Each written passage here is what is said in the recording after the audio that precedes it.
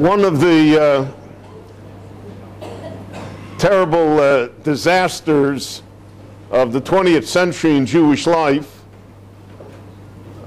which the Holocaust caused, was the disappearance of many ancient Jewish communities that had existed for thousands of years and seemingly would continue to exist, and they were snuffed out. But there were Jewish communities that later were snuffed out, not so much by the Holocaust as by the coming of the State of Israel.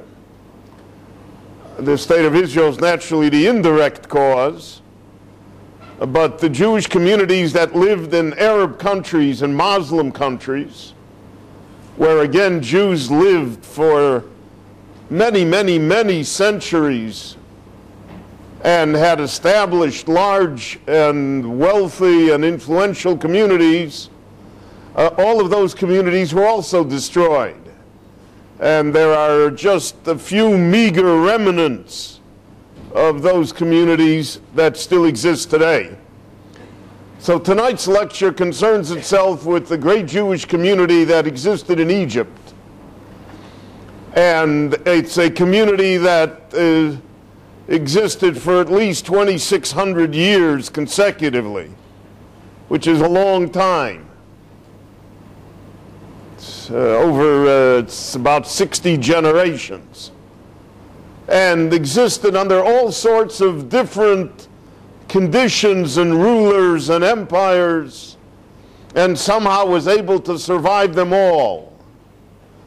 But in the 1950s, with the arrival of Nasser as the head of Egypt, the Jewish community was forcibly diminished.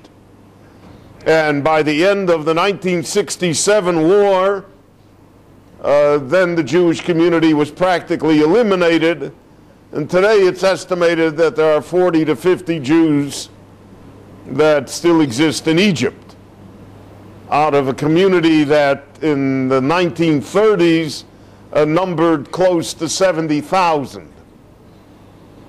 So we see a pattern here, and in fact that's going to be the pattern for this lecture series, of the story of great communities that existed for long periods of time, the vicissitudes that it underwent, and the fact that it is, for all practical purposes, no longer on the Jewish map of the world today.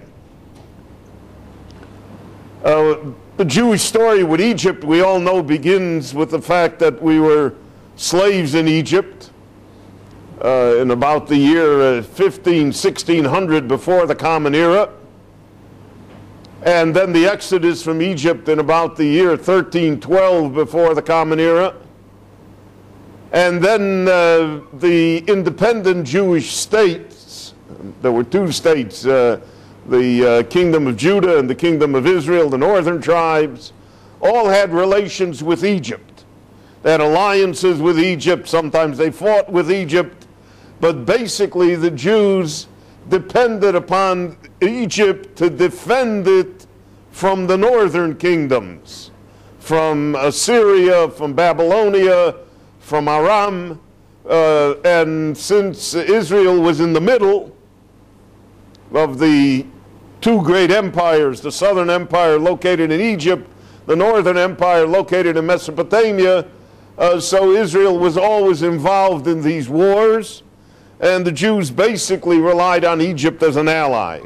Well, they weren't much of an ally, and when the destruction of the first temple occurred, 90% of the Jews were exiled to Mesopotamia, but 10% of the Jews went to Egypt.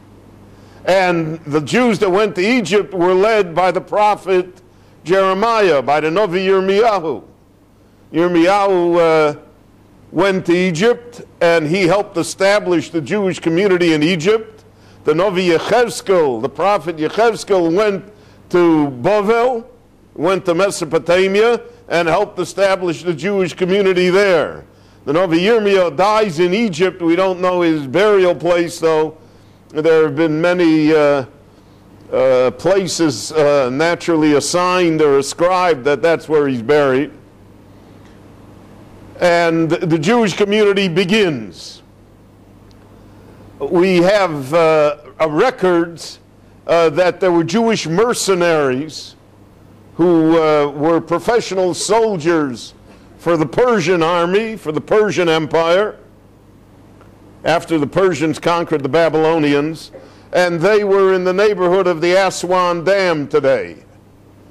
And we have something called the Elephantine Papyrus, which is a record of letters that the Jewish soldiers wrote to the rabbis and to the priests in the land of Israel, that asked them when Pesach comes, send us a calendar, questions in halakha, and they were stuck in this outpost of the Persian Empire, and they were mercenaries, hired soldiers that protected the border of the Persian Empire from the barbarians on the other side.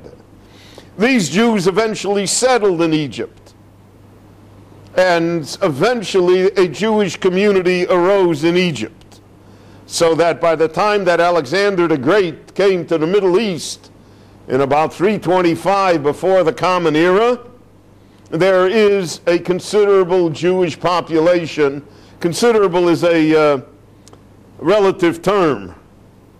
There were maybe 3,000 Jews in Egypt, but in relationship to the numbers of those times, it was a considerable community. We all know Alexander founds the great city of Alexandria, which he modestly names after himself. And Alexandria became the center of Greek culture. It became the center of everything that Greece stood for. And in Alexandria, there was a large Jewish community. When Alexander died, his general Ptolemy the First, became the emperor of the southern kingdom of Egypt. And at that time, they took a census, and 1 out of every 8 residents in Egypt was Jewish. Was an eighth of the population, 12.5% of the population was Jewish. The Jews were concentrated in the city of Alexandria, though there were Jews in the outlying farming areas as well. And Alexandria became a great Jewish city. Alexandria, to a certain extent, was what we would say today the New York of its day, meaning that it wasn't a majority Jewish city. It was predominantly a non-Jewish city, predominantly a Greek city, but the Jewish influence was so strong and the Jewish presence was so noticeable that the people thought of Alexandria as being a Jewish city, and not only that, the Jews thought of it as being a Jewish city. Alexandria shel Mitzrayim was famous, and the Jews were wealthy. They were engaged in 3 different occupations. They were farmers, owned land and farmed it. But more than that, they were in the army. It's hard to think of Jews in the army until our day here in Israel. But in Egypt, the Jews were a formidable section of the Egyptian army, and they were the tax farmers, the tax collectors, which was a very powerful and influential position, also very remunerative. The system in the ancient world for collecting taxes was that you didn't go to everybody's house and say, file an income tax return, but rather what you did is you put it out for bid, a tender, and somebody paid, let's say, $5 million, gave it to the government, and then he had the right to go to everybody's house and ask for the taxes. And he naturally hoped to collect $10 million. So the government had the money in advance, and it didn't have the bother of collecting the taxes, But those people who were the tax farmers, who were in charge of the taxes, had a very great lucrative business because the government would support them and even enforce physically the payment of taxes to the tax farmers. So the Jews were in that business, and the Jews were also a major part of the police force. So the Jews were very powerful, very wealthy. They also were artisans, silversmiths, goldsmiths, merchants, traders. The Talmud tells us that in Alexandria they built a synagogue that was so large that you could not hear the chazan. We have that even in smaller synagogues, but but here it was because of the size of the synagogue, and that therefore they had to raise flags to signal when to say Amen, when to stand up for Kedusha, for Kaddish, for whatever, with the signal wherever they were in the services, because the synagogue was so large. The rabbis also said that in the synagogue people sat in the groupings of their occupations, so that the goldsmiths sat in one section, and the silversmiths in another section, and the Talmidei Chachamim in a third section. So in effect you had a whole bunch of what today we would call shtiblach, all in one place in this enormous, beautiful synagogue. The Jews in Alexandria were so wealthy, and they were so powerful, and they were so self-confident that they built the Bet HaMikdash. They built a temple in a place called Leontopolis in about the year 200 before the Common Era, and it was built by a descendant of Shimon HaTzadik. Shimon HaTzadik was the Kohen Gadol in Yerushalayim, and he was the last of the Anshe Knesset Agdola, the men of the Great Assembly. He was the great Jew. They called him Shimon HaTzadik. But my friends, Tzidkus is not inherited. If it were, we would all be probably a little better than we are. And therefore, there's opinion that it was his son, his grandson, but it definitely was a descendant of his who was not elected, not chosen to be the high priest in the temple in Jerusalem. So, you know, if you don't win the primaries, what do? You switch parties, right? You go somewhere else. That's human nature. So he went to Egypt and he built this temple. They raised all this money and he built an enormous temple, and they had the exact same services in the temple in Egypt that they had in the temple in Yerushalayim. And he said he's the Kohen Gadol. This temple lasted for almost 300 years. It was destroyed after the temple in Jerusalem was destroyed, so then the Romans destroyed that temple also. But, you know, to us it's almost unimaginable that such a thing could happen, and this is during the time of the great Tanoim, and the people of the Mishnah, who evidently were unable to control the situation and were unable to prevent it from happening. And so the Jews of Alexandria, nobody bigger, stronger than they. And they became acculturated. Ptolemy's grandson, Ptolemy Philadelphus, sponsored the translation of the Torah into Greek, the Targum Hashivim, the Septuagint. The Talmud tells us that he had 70 rabbis in 70 separate rooms, and the miracle was that everybody came up with the same translation. I think that's one miracle. I think the second miracle is he got 70 rabbis to agree about one thing. That also smacks of the supernatural. And because of that, in Alexandria, they read the Torah in Greek. The Kriyas Torah was in Greek. And in the Gemara and Megillah, we see that Greek was held to be a holy language. And that other translations were not allowed, let's say into Latin or other languages, but Greek was held to be, had somehow a status, a stature in Jewish life. It was something special. And this was because of the Jews of Alexandria. The great Jewish philosopher and leader of the Alexandrian community, Philo, who traveled to Rome and represented Jewish interests, probably couldn't read Hebrew. Because Hebrew, even Aramaic, was hardly known in Egypt. It was purely Greek. But what happened was that Greece went under. The Jews tried to explain Judaism to the Greeks, and the Jews also tried to assimilate into Greek culture. They all took Greek names, and I mentioned they all wrote Greek. All the monuments of the Jewish community are in Greek. The tombstones are in Greek.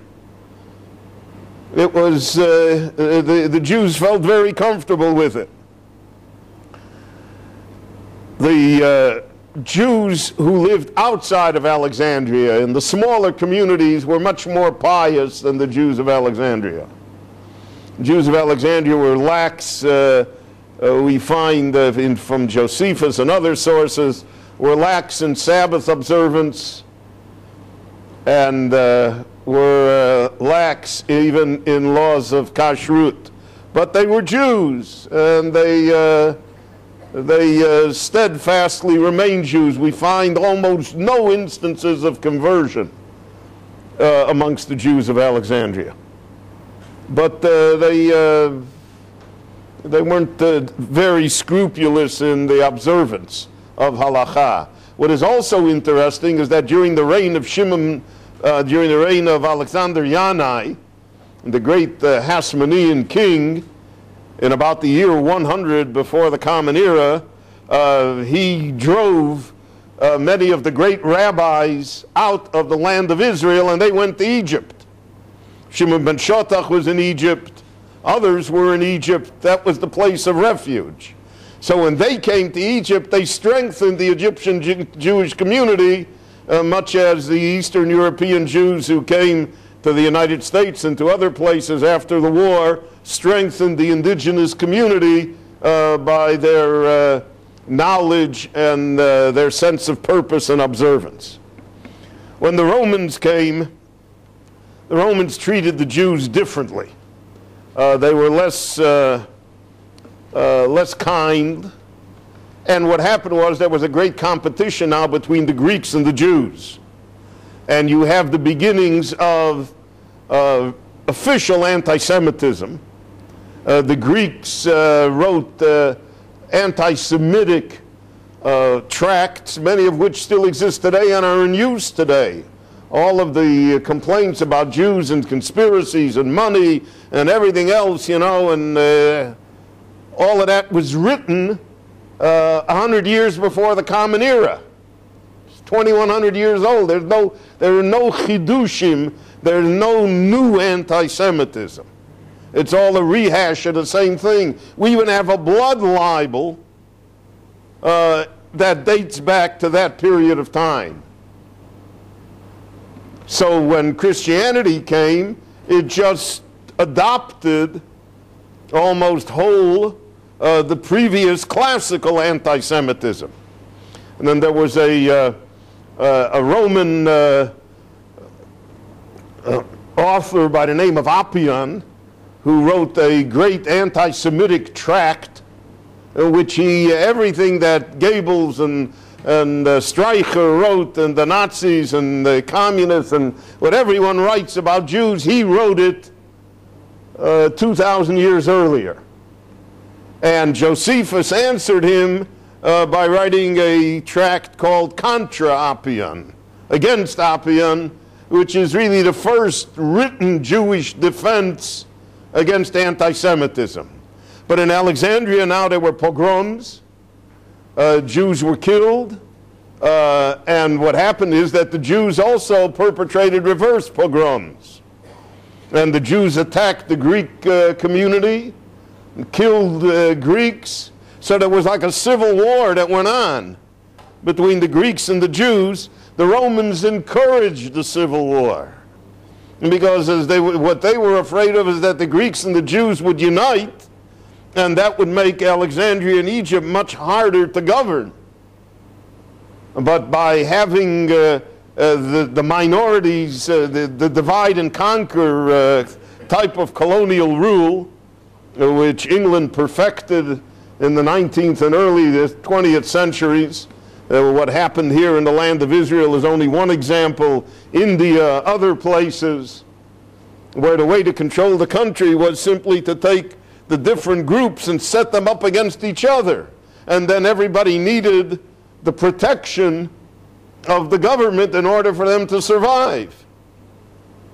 So there were these pogroms and reverse pogroms. It was a very, very difficult time. In about the year 30 before the Common Era, the Emperor Caligula, who was a madman, absolute madman, and who was very anti-Semitic, he encouraged mobs to attack the Jews in Egypt, to attack them in Alexandria. The synagogues were burned down. Many hundreds of Jews were killed. But when Caligula himself was assassinated in 40 after the Common Era, 41 after the Common Era, so then the Jews took their vengeance against the Greeks, so that Alexandria was almost destroyed as a city because of the civil war between the Greeks and the Jews. When the Romans finally destroyed the temple in Jerusalem, so many Jews escaped to Egypt, and the Alexandrian community was rebuilt, and Jewish life there began strongly again. But the Jews in Alexandria revolted against the Romans. It's interesting when we don't think of the Jews in that light, but in 115 of the Common Era, there was a great revolt throughout the Middle East of Jews against the Romans. This is even before Bar Kokhba. It's 20 years before Bar Kokhba would mount the rebellion in the land of Israel. And the Romans had to assign large armies to put down the rebellions. And thousands of Jews were killed. And then the Romans said they had enough, and in 117 they completely crushed the Jewish community of Egypt, of Alexandria, almost to the extent that we hear nothing again about the Jewish community till 250 years later. Come now the Christians. So Christianity was centered in Alexandria. It was one of its main centers. Antioch in the north, Alexandria in the south. It was never centered in the land of Israel, because the Jews didn't accept Christianity, and the Romans didn't accept Christianity, and therefore in the homeland, so to speak, where Christianity was born, it found it very difficult to take root. It took root in Byzantium and Constantinople. It took root in Alexandria, took root in Antioch, but it didn't take root in the land of Israel. In Alexandria, the church became very strong, and the church adopted the anti-Semitism of the Greeks, the classical anti-Semitism, and it was combined with the religion of Christianity and the fact that the Jews had rejected Christianity, and therefore it was a very, very difficult time for the Jews in Alexandria. Nevertheless, the Jews persevered, but there were pogroms all of the time. In 415, there was a great pogrom in Alexandria that almost destroyed the entire Jewish community, but the Jews kept coming back, because Alexandria was a center of culture, was a center of commerce, and because the Jews felt they had an attachment. It was they'd already been there almost 1,000 years, and therefore they were willing to come back every time. The Christians would have destroyed the Jews in Egypt, just as they would have destroyed the Jews in the land of Israel in the Middle East. The Byzantine Christians really set out on a campaign of genocide against the Jews, except that what happened is that in the interim, in the 7th century, in 622, Islam comes. The Muslims come. And the Muslims drive out the Christians from the Middle East, and the Muslims drive them out of Egypt. And now you're under Muslim rule. So the first Muslim rulers were the Abbasids. The Abbasids were Sunni Muslims. You know, the Muslims also are divided. We should not think of them being monolithic. They're Sunni. 70% of the Muslim world are Sunnis. 30% are Shiites and other smaller sects.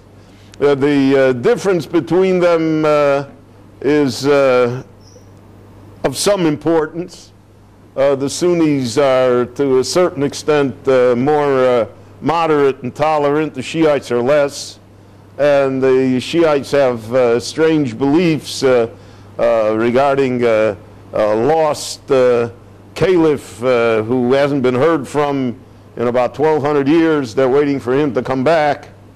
Sounds familiar. And all sorts of other things.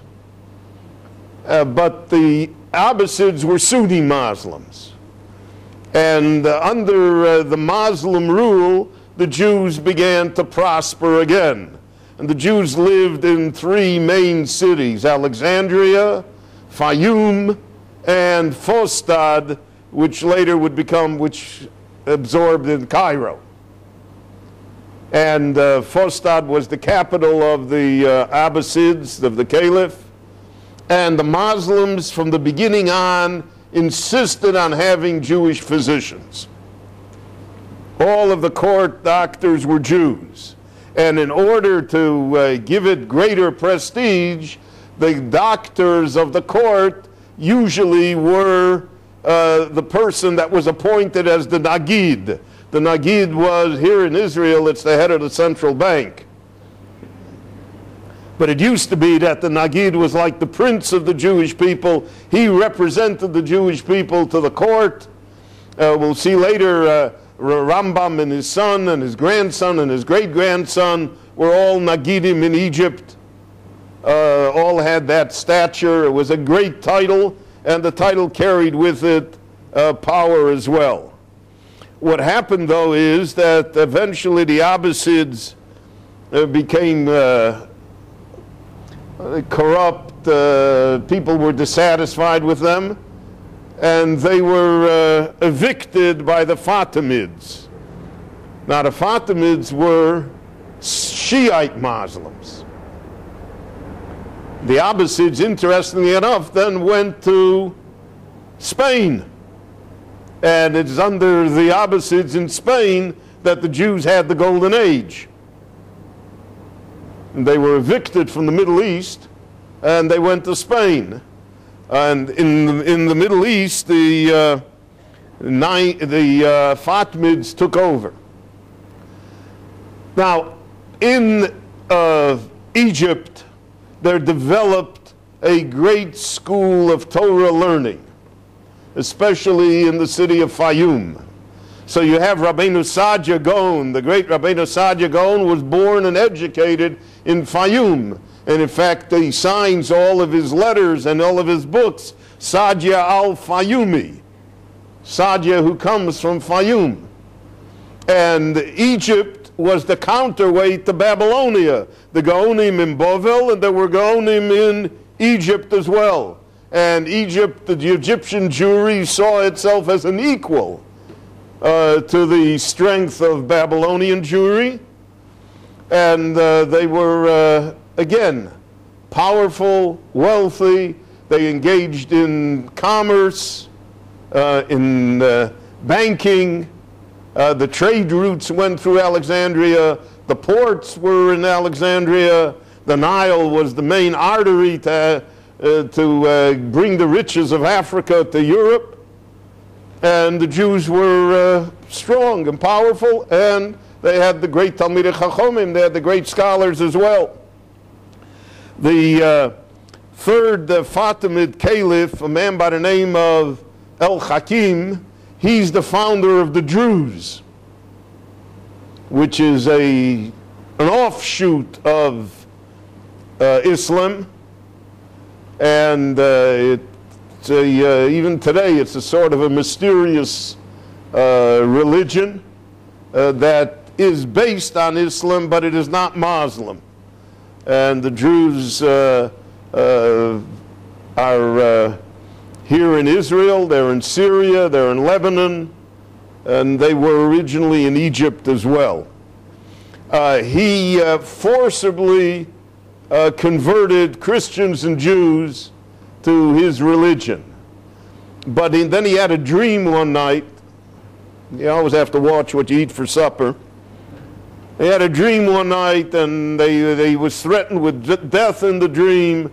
And because of that, therefore, he got up in the morning and he forcibly made everybody that he converted go back to the religion that they converted from.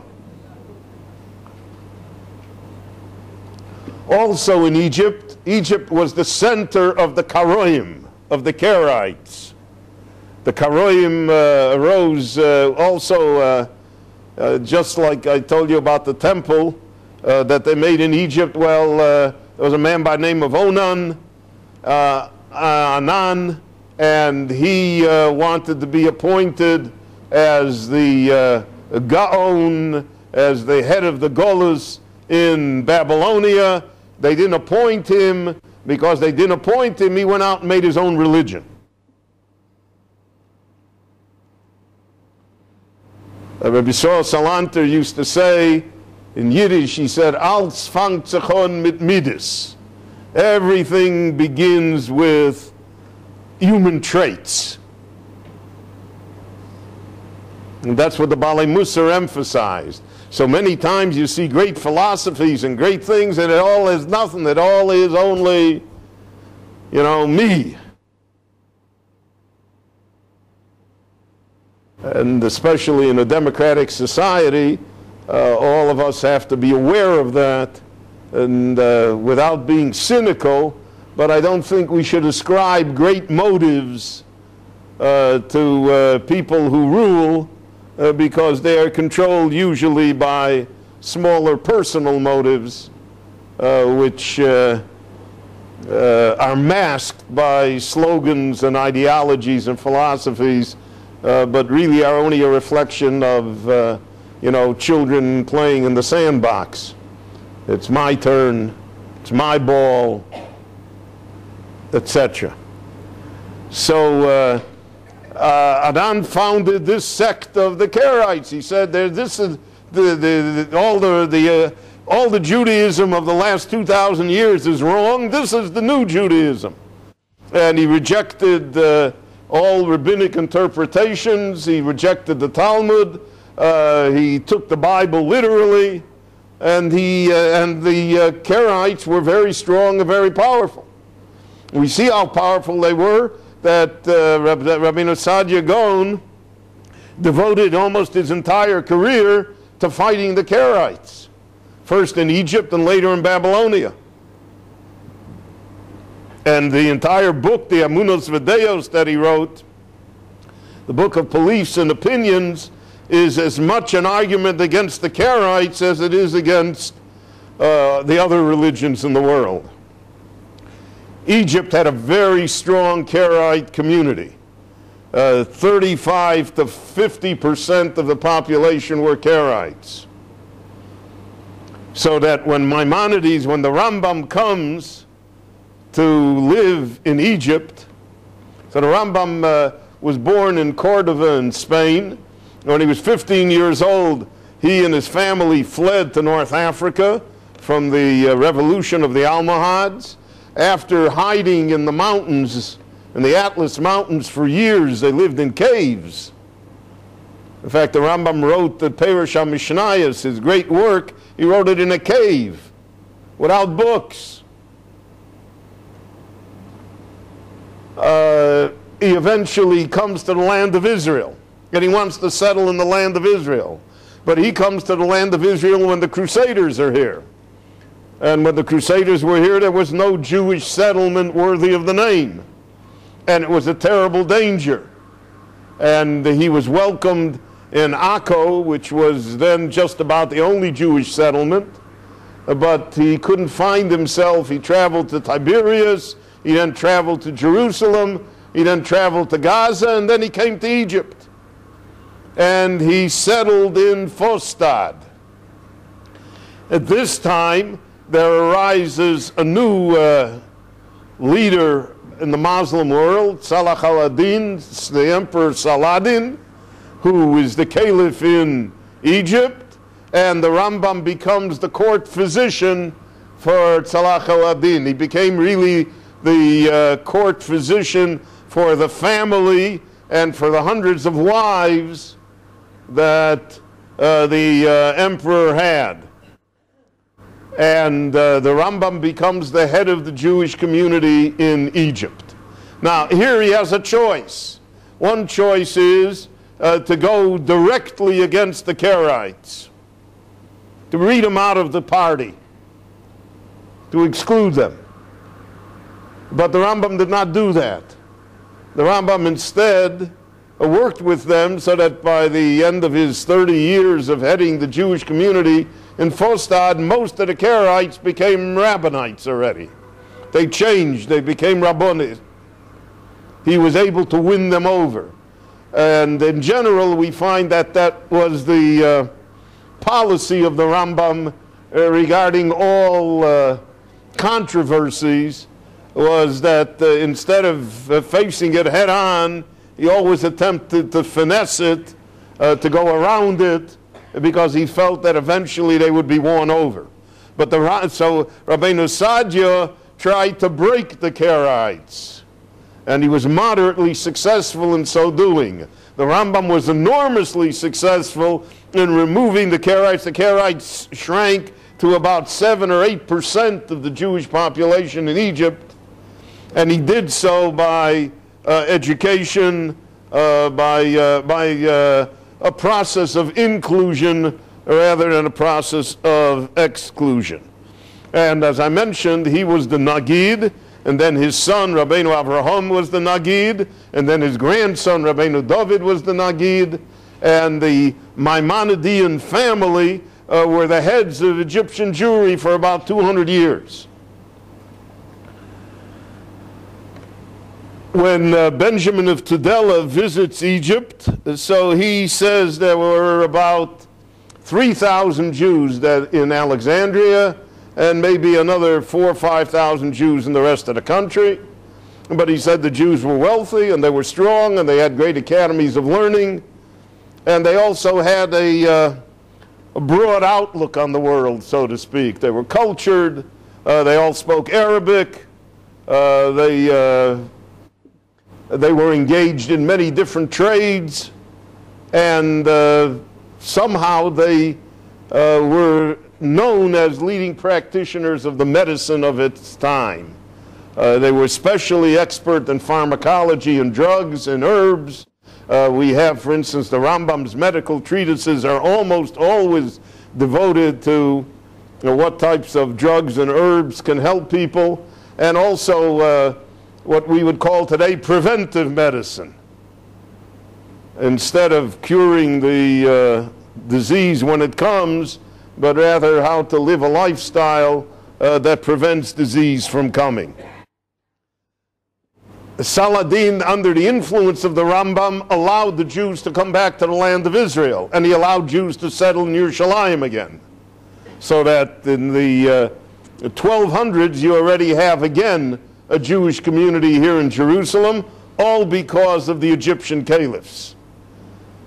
However, this was not long-lived because the Egyptian caliphs did not trust the Egyptians to be in their army. So what they did is they hired Turkish soldiers, the Mamelukes, who were really slaves, and they hired them to be the mercenaries. Well, once you let the, you let the wolf in to guard you, eventually he'll eat you. And that's what happened. that at the end of the 1200s, the Mamelukes take over, and for the next 200 years, Egypt is ruled by the Mamelukes. The Mamelukes persecuted the Jews something awful, both here in the land of Israel and in Egypt. The Egyptian community shrank at one time to barely 300 souls. The Jews were forbidden to do business, they were forbidden to be doctors, they were forbidden to have commercial interests. It was the Rambam's family then left Egypt and immigrated to Turkey. It was a black time for the Jews in Egypt. However, what happened is that in 1517, the Ottoman Turks came and destroyed the Mamelukes. So we see what we're going through here, right? We started with the Egyptians, and then we had the Greeks, and then we had the Romans, and then we had the Byzantine Christians, and then we had the different Muslim groups that ran the country, and then we had the Mamelukes, and now we have the Ottoman Turks that come. So the Ottoman Turks, I mean, that's Suleiman the Magnificent. Those are the walls of the old city, and he again builds up Alexandria, and not only builds it up, he imports Jews to run it for him. The Jews became the government officials again, they became the tax collectors, they became the customs agents to collect the customs at the port. So they also worked the same way. You didn't collect customs from every ship. The man who got the right to collect customs paid, let's say, $1 million a year, and then he went out and he collected from every ship whatever he could. So it was a chance that you took. Sometimes you'd make money, sometimes you'd lose money, but the government was not interested in the customs. It was a business that you went ahead and took care of it yourself. The Ottoman Turks also persecuted the Jews, but they persecuted the Jews for money. They were extortionists, and they leveled taxes on the Jews. The Jews always came up with the money. That was the problem. So once he always came up with the money, so then, you know, then it works. There's a famous story that the Jew in 1523, that Ahmed Pasha, who was appointed the governor in Alexandria, demanded an enormous amount of money, and it said it had to be paid by this and this day. And the Jews didn't know how to pay it, and he said otherwise he was going to kill all the elders of the community, he was going to burn down the synagogue, he was going to expel the Jews. It was all going to be over for them. And on the day before the payment was to be made, he was assassinated by his own soldiers, and the decree disappeared, and the Jews of Alexandria till our time celebrated that day as the Purim of Alexandria. For over 400 years it was celebrated as the Purim of Alexandria because the Alexandrian Jewish community was saved from this terrible fate. After the expulsion of the Jews from Spain, so then great Talmidei Chachomim, great Spanish Jews came to Egypt, and they helped rebuild the community. So the Ari, for instance, was a Talmud of Rebbe Tzalel Ashkenazi. Rebbe Tzalel Ashkenazi is the author of the Shita Mekubetzet, which is one of the great works of anthology of Rishonim. So he did it on 5 basic books of the Talmud, Bava Basra, Bava Metzia, Bava Kama, and he did it on Ksubis, and it was one of the great works. It still is. It's studied in all the yeshivot today. It's really one of the basic books because he anthologized the works of all of the great Spanish Rishonim and presented it in an order that could be studied. And this is at a time when you couldn't have all the books yourself. So if you had the Shita Mekubetzet, which means the anthology of all of these great commentaries, So then in one book, so to speak, you had everything that you needed. So he was in Egypt. The Radvaz, Reb David ibn Zimra, was in Egypt. Reb Yaakov Beirav began in Egypt. The Rebbe of Reb Yosef Karo. Eventually, they all moved to the land of Israel. But they all started in Egypt, and they founded academies, they founded yeshivot, and they brought the influence of the great Spanish knowledge and world view. They brought them all to Egypt. Egypt also was a center of Sabbatean heresy. The Egyptians believed in Shabtai Tzvi. Many of the great rabbis of Egypt believed in him. Even 40 years after his death, there were rabbis in Egypt that still proclaimed Shabtai Tzvi as the Messiah. By the way, it is in Egypt that the river Sambation got its name. You know, there was the famous river Sambation. So Sambation is a corruption of the word Shabbos, Sabbath, because the river is supposed to stop only on Shabbat. So that's where so there were people who were named. It was a common name amongst Alexandrian Jewry, just like Shabsai is a name for usually boys that were born and circumcised on Shabbos were named Shabtai. So a common name was Sambation also, because it referred to the Sabbath.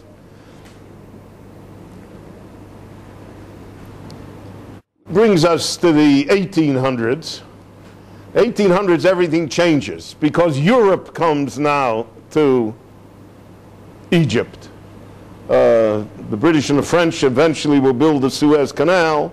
You have the penetration of colonialism, but you have the ideas, the Western ideas, come now into this world, and the Jews, more than anyone else, bought into all of those ideas. And you had the general schools of Jewish education, no longer only devoted to Torah. You had languages. The Jews spoke French. They not only spoke Arabic now, they spoke French. Montefiore and Adolphe Crémieux visited Egypt.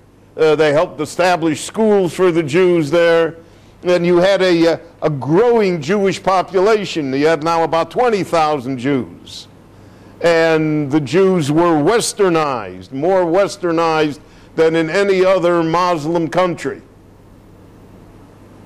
And the Jews adopted Western ways. And there were Jews that came from Italy. And for some reason, the whole town of Leghorn in Italy, Livorno, emigrated to Egypt, to Alexandria. And the Italian Jews were always worldly Jews. They always were exposed to the outside world. And they brought that influence to Egypt as well. Now, there never was any reform in Egypt. There never was any other type of Judaism. But what there was that the people were hardly observant. But they were Jewish, and they were Jewish, proudly Jewish, let us say, but they didn't express their Jewishness necessarily in their religious behavior as they did in the fact that they felt they were a family connected to the Jewish world, etc. At the same time that there was a blood libel in Damascus in 1840, in 1843 there was the same blood libel in Cairo, that a child was missing, and they said the Jews did it. This whole tragedy that happened now in Yerushalayim with the missing child, in a different time and under different circumstances, would be a blood libel. Because any time such tragedy such as this occurs, and the Jews were always blamed for kidnapping children and killing them.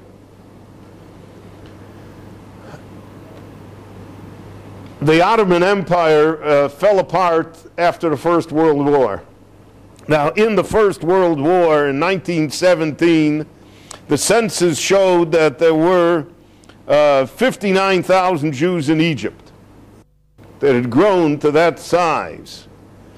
25,000 were in Alexandria and about 35,000 in Cairo, in those two areas.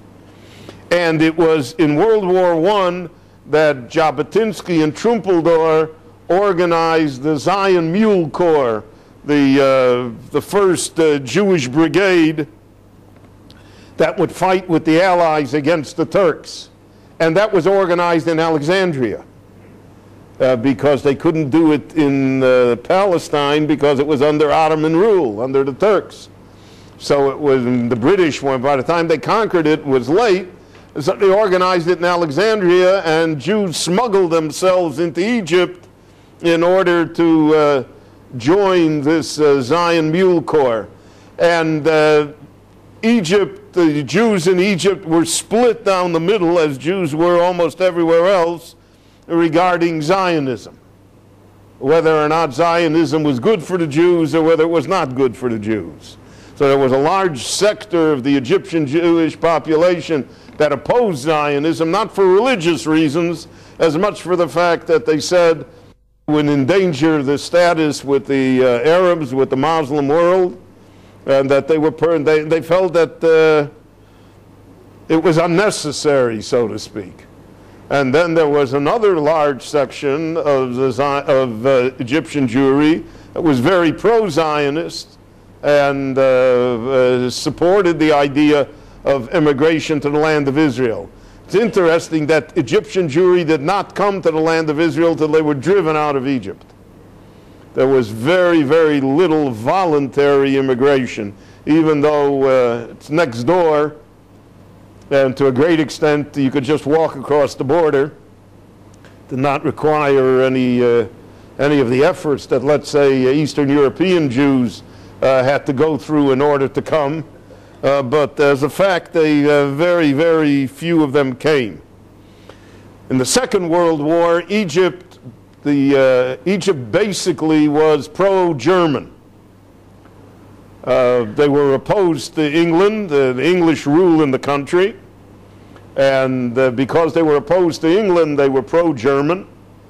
In fact, one of the points that was always made about Sadat is that during the Second World War he was vocally pro-German, and in fact was arrested by the British for agitating on behalf of the Germans. And in November 1945, after the war ended, there arose a party called Young Egypt, which was a copy of the group in Turkey, the Young Turks, who wanted Egyptian independence, Egyptian nationalism, who wanted to drive out the Western powers, especially England, that was in the country, and they perpetrated a great pogrom in Alexandria and in Cairo, so that in Cairo a synagogue and a Jewish hospital and an old age home were burned down with the people in it. And the British and the Egyptians were unable to restore order before hundreds and hundreds of Jews were killed. This is in 1945. In 1947, when the United Nations resolution was passed, so then in Egypt they passed a law saying that only Egyptian citizens were legally entitled to work. Most of the Jews were not citizens. They lived there all the time, but they were not official citizens. And under the law, therefore, Jews lost their property, they lost their ability to work, they lost their ability to make a living, and the situation turned very bad. At that time, King Farouk was the king, and when the War of Independence took place, the Egyptian army was the main army of the Arabs. It led the attack. It was supposed to be the most victorious, and it ended up being the most ignominious. It suffered terrible defeats. And so when the army returned home, Nasser and Naguib made a revolution, and they threw King Farouk off the throne, and they took over the country, and they confiscated all Jewish property in the country. It's estimated that between approximately $25 million worth of Jewish assets were taken away from them, you know, without naturally anybody ever talking about compensation. Even in the Egyptian peace treaty with Israel, it was completely ignored. And between 1948 and 1952, 25,000 Egyptian Jews left Egypt. About 14,000 came here to the land of Israel. It's that left about 35,000 Jews still in the country. Nasser took the leaders of the Jewish community and he accused them of being spies for Israel. There was a show trial of 13 leaders. 2 of them were executed. Others received long prison sentences. And the Jews started to get the hint. After the Sinai campaign in 1956, when Egypt was defeated again by Israel, so then there was a mass exodus of Jews encouraged by Nasser. And it's interesting that 15,000 Egyptian Jews went to Brazil. There's a large Egyptian Jewish community in Sao Paulo and in Rio.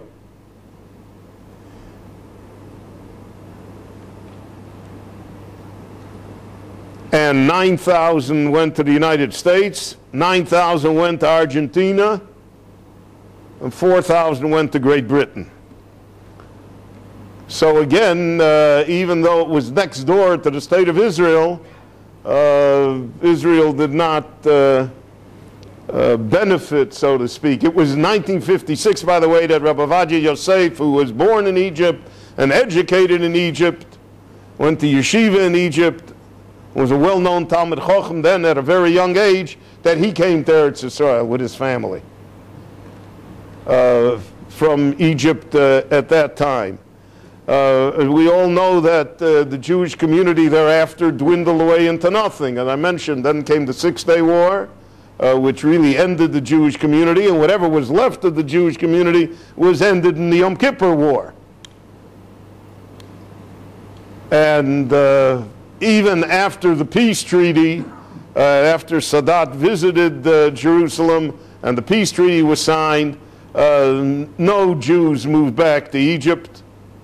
And Jews, whichever Jews were left, whatever Jews were left, trickled out of the country. And I mentioned today, they say only about 40 Jews left. There's the great synagogues of Elijah the prophet and other famous synagogues in Alexandria and in Cairo that are tourist attractions. But today, even that doesn't count because of the situation of the tension between Israel and Egypt and the Muslim world. There almost are no Jewish tourists that go to Egypt. Finally, there's a great legend. You know, in the Torah it says you're not supposed to go back to Egypt. And the Jews always were in Egypt for 2,500 years. So the rabbis found that for various reasons, perhaps the ban did not apply. Either it applied only in that generation, or it applied in biblical times, or whatever. But the great legend is, I've seen it recorded many times, but I've never seen the document itself, that Maimonides, the Rambam, would sign his letters, Anochi Moshe ben Maimon Asfardi, I, Moses, the son of Maimon, the Spaniard, Ha'over b'chol yom b'shlosha lavin Shabbatorah, who violates every day 3 prohibitions in the Torah, because it says 3 times in the Torah that Jews should not return to Egypt, and he lived in Egypt all of the time. Now, whether or not that's actually the fact or not, I can't guarantee. But it says, again, the idea in the back of the mind of the Jewish people. So even though this great community existed for 2,500 years, it's off the map today. It doesn't exist for us any longer, but it had a long and glorious history and contributed to the Jewish world greatly.